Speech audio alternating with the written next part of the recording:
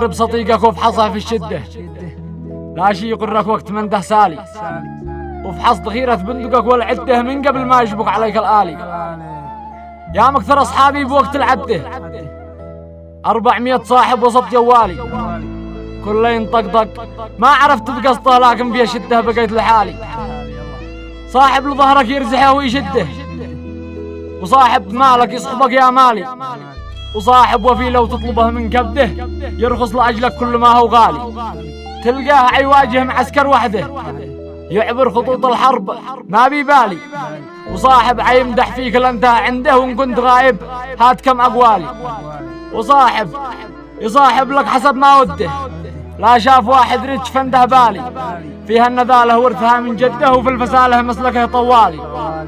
وصاحب حرم لو بدله لا رده، لا هو بشاجع لا ولا رجالي، واقول لهم هاتوا لنا اللي بعده من مثل هذا النوع ما هو حالي.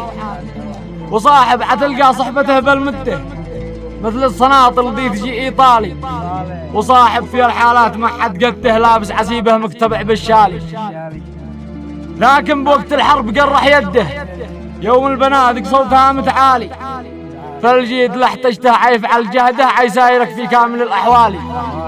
يا مستمع للشعر جبت الزبده كل النصيحة من وسط مرسالي، لي ما يوقف جانبك في الشدة الله معه وقت الرخاء يا مالي.